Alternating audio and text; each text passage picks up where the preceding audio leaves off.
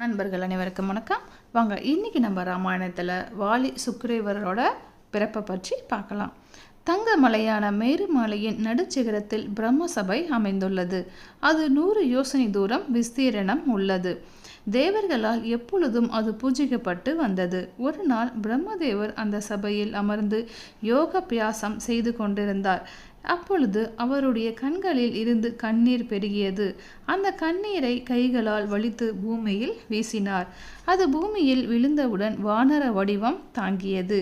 வானர வடிவம் கொண்ட அவன் பிரம்மதேவரை துதித்தான். பிரம்மரின் கண்களில் இருந்து தோன்றியதால் பிரம்மன் அவன் முன் தோன்றினார். அவரை கண்டவுடன் அந்த வானரன் அவரை வணங்கினான். அப்பொழுது பிரம்மதேவர் அவனிடம், வானரனே, நீ சில காலம் இந்த தங்கமயமான மேருமலையில் வசித்து கொண்டிரு. இங்கிருக்கும் காய்கனிகளை புசித்து கொண்டு வாழ். உனக்கு அதனால் நன்மை உண்டாகும் என்று கட்டளையிட்டார். அதற்கு அந்த வானரன், அப்படியே நடந்து வருகிறேன் என்று பணிவுடன் கூறினான். பின்னர் பிரம்மர் மறைந்து போனார். வானரன் சொன்னபடியே மலையின் தாழ்வரைகளிலும் சோலையின் தோப்புகளிலும் சுற்றி வந்தான். அங்கு கிடைக்கும் காய்கனிகளை உண்டு வாழ்ந்திருந்தான். அவனுக்கு ரிட்ஜரஸ் என்ற பெயர் உண்டாயிற்று.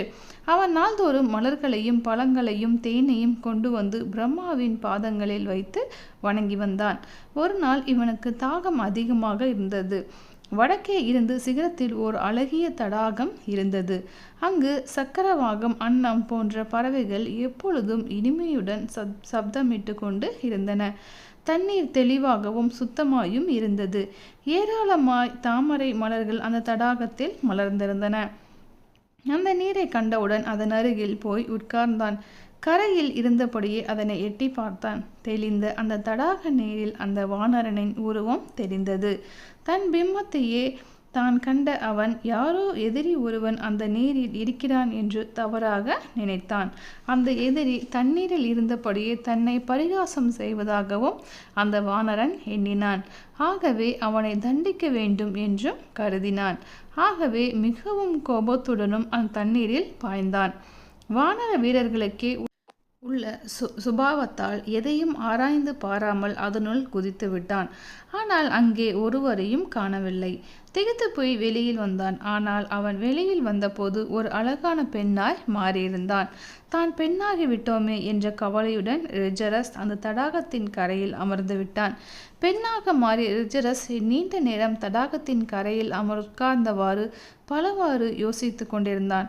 அப்பொழுது இந்திரன் பிரம்மதேவரை வணங்கிவிட்டு ஆகாய மார்க்கமாக அந்த வழியில் வந்து கொண்டிருந்தான். தடாகத்தின் கரையில் உட்கார்ந்து கொண்டிருக்கும் ஓர் அழகிய பெண்ணை கண்டார். நீண்டு கருத்து சுருண்ட தலைமயிர், செந்தாமரை மலர் போன்ற அழகிய முகம், வளைந்த புருவங்கள், மெல்லிய இடை, நீண்ட கைகள், இத்தகைய தோற்றத்துடனும் ரூப சௌந்தரியம் மிக்க அவளை கண்டு இந்திரன் அப்படியே சொக்கி போனான். உடனே காம பரவசப்பட்டான். அவனுடைய வீரியம் நழுவியது. அது அப்பெண்ணின் கால் பக்கத்தில் விழுந்தது. அதில் இருந்து வலிமையான ஓர் ஆண் குழந்தை உருவானான். அதனால் அவன் வாலி என்ற பெயர் பெற்றான். அதே சமயம் சூரியன் அந்த பக்கம் வந்தார். அவனும் அப்பெண்ணை கண்டவுடன் மயக்கம் கொண்டார். அவள் மேல் கொண்ட ஆசையை அவரால் தாங்கிக் கொள்ள முடியவில்லை. எனவே அவருடைய வீரியம் பீரிட்டு சென்றது. அது அப்பெண்ணின் கழுத்தில் தெளித்தது. உடனே அதுவும் ஓர் ஆண் குழந்தையாக மாறியது. அக்குழந்தையே சுக்ரீவன். இவ்வாறு இருவருடைய வீரியமும் சிதறிய பின் அவ்விருவரின் காம விகாரம் தேர்ந்தது. உடனே இருவரும் அப்பெண்ணின் அருகில் சென்றனர். தங்களால் உண்டாக்கப்பட்ட பிள்ளைகளுக்கு வரம் பல கொடுத்தனர். அப்பொழுது இந்திரன் தன் கழுத்தில் இருந்த ஒரு மாலையை எடுத்து வாலிக்கு கொடுத்தார். அது என்றும் அழியாதது, அபூர்வமான குணங்களை உடையது. அதனை வாலி அணிந்து கொண்டான். பின்னர் சூரியன் அனுமனை அழைத்து வந்து அறிமுகப்படுத்தி வைத்தார். சுக்ரீவனும் அனுமனும் நண்பர்களாயினர். சுக்ரீவன் பிறந்த அன்றே அனுமனின் நட்பு அவனுக்கு கிடைத்துவிட்டது. பின்னர் சூரியன் அனுமனை காட்டி, இவர் உனக்கு அமைச்சனாக இருக்க எல்லா தகுதியும் வாய்ந்தவர்.